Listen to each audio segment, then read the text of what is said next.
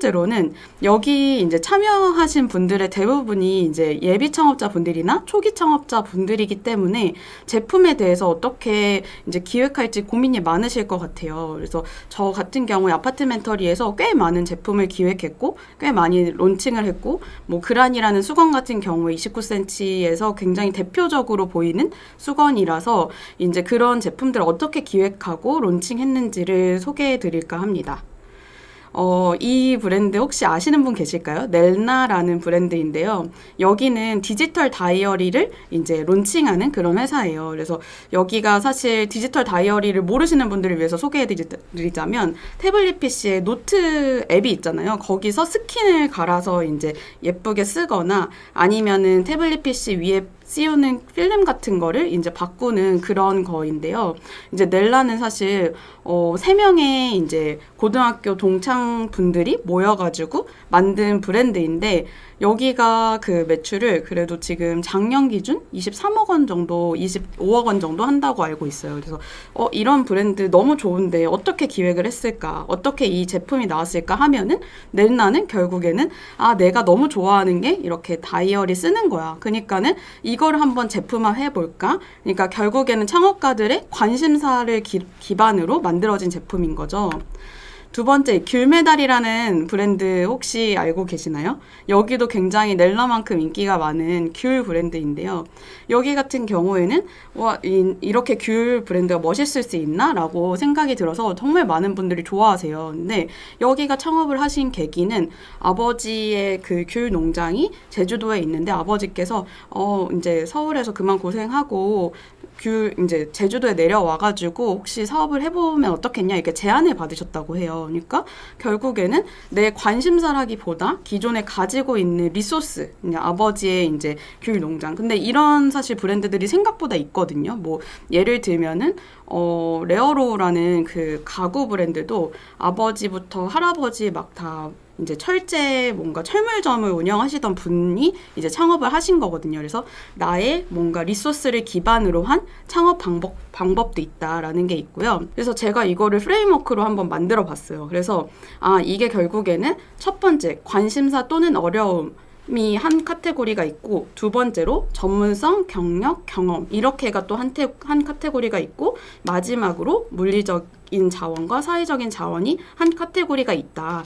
이렇게 세 가지 분류를 내가 가지고 있는 걸 쭉 나열해 보는 거예요. 뭔가 너무 고민하지 말고 쭉 나열해 보면서 이걸 연결했을 때 굉장히 좋은 제품이 나올 수가 있다라는 게 있거든요. 그래서 예를 들면 저 같은 경우는 주로 전문성, 경력, 경험을 기반으로 지금 사업을 하고 있잖아요. 근데 아까 말씀드린 그 귤메달 같은 경우에는 물리적, 사회적 자원에 이제 중심을 두고 대신에 이제 대표님이 MD 출신이세요. 그래서 이제 귤농장을 기반으로 그냥 귤농장을 했다면 사실은 특별한 차이점을 이제 가지고 갈 수 없었을 텐데 워낙에 이제 그 유통하는 것도 잘 하시고 마케팅도 잘 하시다 보니까 전문성이랑 물리적 자원을 잘 연결시켜가지고 귤메달이라는 엄청나게 이제 이 사회에서 획기적인 그런 브랜드를 이제 론칭하게 된 거죠. 그래서 사실 귤메달은 귤 브랜드인데 매출이 23억 아마 30억 가까이 되는 브랜드로 성장을 했고 최근에는 꽤 많은 투자를 받을 정도로 엄청 많은 분들이 주목하고 계시는 그런 브랜드가 됐어요. 그리고 아까 소개해드린 넬나 같은 경우에는 내가 다이어리 되게 좋아해. 근데 그 공동 창업자 세 분이 이제 아직도 20대이시거든요. 이제 그 나이대가 20대인데 한 분은 컨텐츠를 너무 잘하시고 다른 한 분은 디자인을 잘하시고 한 명 운영 잘하시니까 각각의 강점을 이제 관심사랑 잘 연결시켜가지고 이제 그거를 하게 된 거예요. 그리고 이제 요 오니스트라는 브랜드도 굉장히 제가 많이 말씀드리는 브랜드 중에 하나인데요. 여기 오니스트도 사실 와디즈에서 처음으로 이제 탄생한 브랜드예요. 왜냐하면 이제 와디즈 이제 오니스트라는 브랜드가 지금은 올해 기준 한 100억 정도 매출한다고 하더라고요. 근데 이제 그 지금 보시면 액상 콜라겐 브랜드예요. 그래서 요거 한 제품만으로 작년 기준 2023년 기준 60억 매출을 하셨어요. 그러니까 어마어마한 대표님이시죠. 근데 요 오니스트 같은 경우에 사실 영양제를 너무너무 좋아하셨대요. 이 대표님이, 김재현 대표님이 너무 좋아하셨고, 그리고 컨설팅 회사를 다니셨던 분이라 가지고, 나는 내가 시장 조사를 하거나 내가 제품 조사를 하면은 그 이상은 더 없다. 나는 진짜 이 조사에 특화되어 있는 사람이다. 그렇게 생각을 하셔서, 근데 나를 만족시키는 영양제가 세상에 없는 것 같다. 그러니까는 내가 직접 만들어야겠다. 이렇게 생각하셔서 이 제품을 론칭을 하신 건데요. 사실 이 제품, 이제 오니스트를 부러워하는 창업가분들이 너무너무 많아요. 저희가 워낙에 예비 창업자분들 교육도 많이 하고 뭐 미팅도 많이 하다 보니까 오니스트는 정말 꼭 반드시 한 번씩은 언급이 되는 되게 단골 브랜드인데, 여기가 사실은 오니스트가 첫 창업이 아니라 원래는 영양제 플랫폼을 론칭을 하셨었는데, 영양제 플랫폼을 론칭하고 보니까 이거 생각보다 사람들이 큐레이션에 관심도 없고, 그리고 이제 그 여기 플랫폼에 올릴 만한 퀄리티 있는 그런 영양제도 없더래요. 그래서 이거는 접고 내가 그냥 오니스트라는 제품을 다시 만들어야겠다라고 생각해서 엄청 연구를 오랫동안 몇 개월 동안 하신 다음에 이제 와디즈에서 처음으로 세상에 론칭이 된 케이스인데, 이 대표님 같은 경우에 그러니까 나는 영양제를 너무 좋아해. 그리고 두 번째는 이런 창업 경험이 있으니까 그냥 제품을 만드는 게 낫겠다라는 확신. 그 다음 세 번째는 내가 이제 조사했으면 그 이상은 없다라는 확신. 이 세 가지가 잘 엮여가지고 오니스트라는 제품을 만들게 된 것 같아요. 그래서 이 제품 같은 경우에는 처음에 와디즈 론칭했을 때 6천만 원이 넘었어요. 펀딩이. 그러니까 이게 사실 지금 말하면 너무 그냥 와닿지가 않으실 텐데, 와디즈에서 세상에 처음 나온 브랜드가 6천만 원이라는 금액을 한다라는 거는 굉장히 잘 만들어진 제품이라는 의미이거든요. 그래서 이 브랜드 같은 경우에 이렇게 제품 기획을 굉장히 뾰족하게 하다 보니까 이게 잘 탄생이 됐고, 그리고 본인이 워낙에 이제 콜라겐에 넣을 만한 그 맥락들을 잘 선정을 하신 것 같아요. 왜냐하면 내가 영양제 덕후이기 때문에 영양제는 맛이 있어야, 아무리 그 안에 있는 영양분이 좋아도 맛이 있어야 고객들이 계속 먹는 습관이 든다라고 생각하셔가지고 반드시 맛있는 영양제 만들어야겠다는 생각을 하셨고, 그래서 오렌지 맛 이제 콜라겐으로 되게 유명하거든요. 그래서 그거 하나랑 이거는 우연히 이제 나오게 된 제품 기획이지만 너무 쓰레기가 많이 나와서, 원래 액상 그 영양제는 대부분 다 그때 당시엔 특히나 더 바틀 형태, 조그만한 바틀 형태로 이렇게 털어먹는 느낌이 많았거든요. 근데 여기 같은 경우에는 이렇게 찢어먹는 형태로 이제 만들어가지고 이제 쓰레기도 덜 나오는 데다가 이렇게 만드니까 아이스크림처럼 얼려 먹을 수 있는 방식도 생긴 거예요. 그래가지고 그걸 기반으로 굉장히 빠르게 많은 분들한테 이제 소문이 나서, 뭐 최정환 님도 이제 여기 브랜드 초창기에 내돈내산으로 이제 유튜브에 이제 뭔가 콘텐츠를 만들어 업로드 하시는 바람에 여기서 굉장히 제품이 빠르게 성장을 했다. 그래서 제품 기획이 굉장히 사실은 어떤 마케팅보다도 우선시 되고 이제 먼저 되어야지 바이럴도 빠르게 되고, 이 제품을 누구한테 추천을 해도 절대 부끄럽지 않고 자랑스러운 제품이 되는 것 같아요. 그래서 아까 이제 보여드린 프레임워크처럼 내가 가지고 있는 키워드를 쭉 나열해서 이 키워드 두 개를 합쳐서 그러면 제품 기획을 좀 구체화시켜 봐야겠다라는 생각을 해주시면 너무 좋을 것 같습니다. 키워드 몇 개는 선정을 했으니 시장성을 좀 살펴보고 싶다 이렇게 생각하실 텐데요. 첫 번째로는 너무나 많이들 아실 수도 있고 모르실 수도 있고, 이게 사실 저희가 강연을 해보면 생각보다 아는 분들은 끝까지 다 해봤고 모르는 분들은 아예 모르시더라고요. 그래서 이걸 그래도 한 번 더 언급해 드리고 싶은데, 첫 번째로는 키워드의 경쟁력과 연관 키워드를 한번 살펴볼 필요가 있어요. 그래서 예를 들면 네이버 데이터 랩이라든지 아니면 판다랭크 이런 데서 내가 판매할 제품의 이제 키워드를 한번 검색을 해보시면은 거기서 이제 뭐 여기 화면에 보이다시피 경쟁률도 나오고 쇼핑 전환이 어느 정도 잘 되는지도 나와요. 그리고 당연히 연관 키워드도 나오기 시작하거든요. 그러니까 그러면 나는 그냥 러닝이라는 뭐 예를 들면은 카테고리 안에서 뭔가 제품을 만들고 싶었는데 러닝을 치니까 러닝 벨트도 나오고 러닝 양말도 나오고 뭐도 나오고 뭐도 나오더라. 그거를 조금씩 더 구체적으로 살펴보면서 디벨롭을 하는 부분인 거예요. 그래가지고 이 제품 중에서도 경쟁률이 낮고 그리고 쇼핑 전환이 잘 되는 그런 키워드를 잘 살펴보시길 추천드리고요. 또 특히나 월 검색량이 너무 낮을 경우가 있어요. 너무 낮아서 사람들이 검색을 잘 안 한다.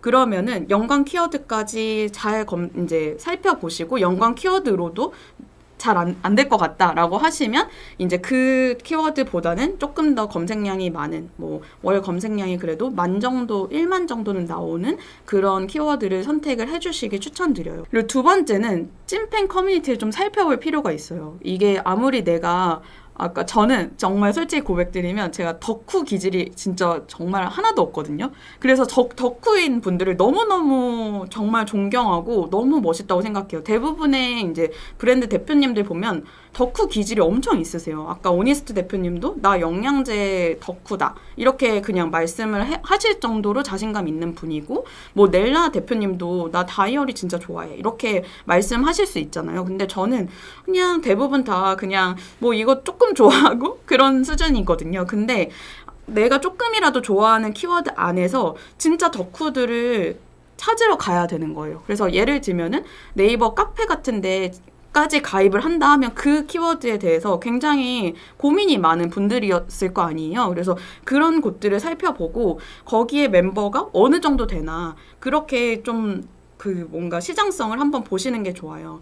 그래서 이제 뒤에 나올 사례이지만 마이노멀이라는 저당 그 식품 옛날에 이제 키토 식품이라고 했던 그 브랜드 대표님도 예전에 이제 2017년도에 창업을 하신 걸로 알고 있는데 그때는 키토라는 그런 키워드가 지금보다 더 생소했대요. 근데 키토 식품으로 검색해서 이제 카페 멤버 수를 보니까 한 그 당시에 13만 정도의 멤버 수라 가지고 아 여기서 내가 10%의 고객을 우리 고객으로만 데려와도 그러면 13,000명인데 우리 객단가 얼만데 이렇게 해가지고 역으로 매출을 환산을 하셨다고 하더라고요. 그래서 그런 식으로 아 여기는 이제 요 정도 사이즈니까 내가 요 정도 지분만 가져와도 이렇게 될 거다. 그래서 예를 들면은 러닝 같은 경우에 뭐 여기 수영이네요. 러닝이든 수영이든 이런데도 뭐 지금 28만이면 그중에 10%, 5% 하면은 대충 이제 초기 고객들을 확보할 수 있고 그 다음에 이제 마이노멀 대표님 같은 경우에는 여기서 활동도 꽤 오래 열심히 하셨나 봐요. 한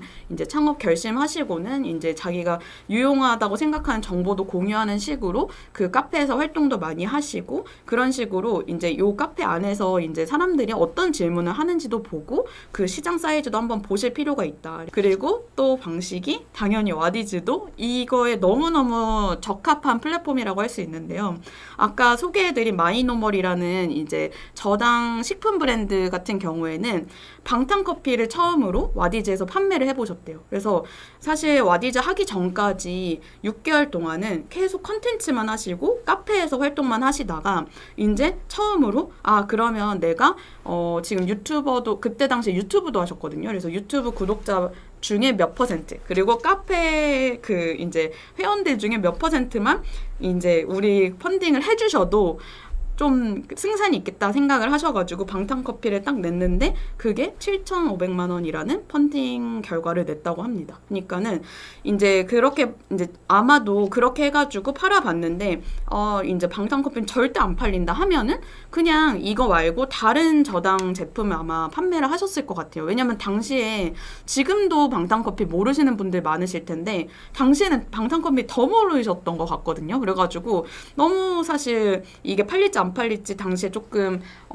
걱정이 되셨을 수도 있는데 근데 그래도 이제 앞에서 이제 충분히 이제 키워드를 살펴보고 하셨던 거 하나랑 두 번째는 이렇게 와디즈라는 어떻게 보면 리스크가 굉장히 낮은 플랫폼을 활용해서 팔아본 경험 때문에 지금은 작년 기준 이제 여기는 한 200억이 넘을 거예요, 매출이. 그래서 그렇게 이제 성장한 이제 브랜드가 되었습니다. 저 포함해서 덕후가 아닌 분들한테 너무너무 추천하고 싶은데 이제 키워드가 이제 발견이 됐으면 내가 기존에 내가 너무 덕후라서 이 분야에 대해서 너무 잘 알아. 이러면은 사실 이 학습이 시간이 필요 없을 수도 있는데 너무 학습할 시간이 필요한 것 같아요. 이게 아무래도 컨텐츠를 만들거나 학습을 제대로 하기 시작하면은 알게 되는 그 지식들의 폭이 되게 달라지는 것 같아요. 그래서 이제 꼭 유념하셔야 될 게, 나는 지금 창업 처음이다. 나는 이 브랜드는 처음 만들어 보니까 그냥 뭐 주변에 있는 누구도 신경 쓰시기보다는 오히려 나 6개월만 이거 한번 제대로 해볼래. 뭐 1년만 해볼래. 아니면 내가 가지고 있는 예산 중에 500만 원만 나한테 교육으로 투자해볼래. 이런 느낌으로 좀 다른 브랜드를 신경 쓰지 다른 이제 주변인들을 신경 쓰시기보다 그 본질에 좀 집중해가지고 그 단기간 안에 이제 조금 학습을 그 집중적으로 해보시는 것을 추천해드리고 싶어요. 그래서 이제 저도 스몰 브랜더를 이제 창업하기 전에 이렇게 좀 시간을 갖고 이제 주변인들한테 저 뭐 하는지 물어보지 마세요. 왜냐면 많이 물어보셨거든요. 근데 그렇게 물어보시기보다는 제가 그냥 하고 싶은 건 다 해볼래요. 이렇게 말씀드린 적이 있거든요. 왜냐면은 주변인들의 자꾸 평가에 신경을 쓰게 될 것 같아가지고 이제 굳이 이제 주변인들한테 많이 알리기보다는 내가 나 스스로한테 집중하는 시간을 좀 가지시기를 너무 추천드리고 싶어요.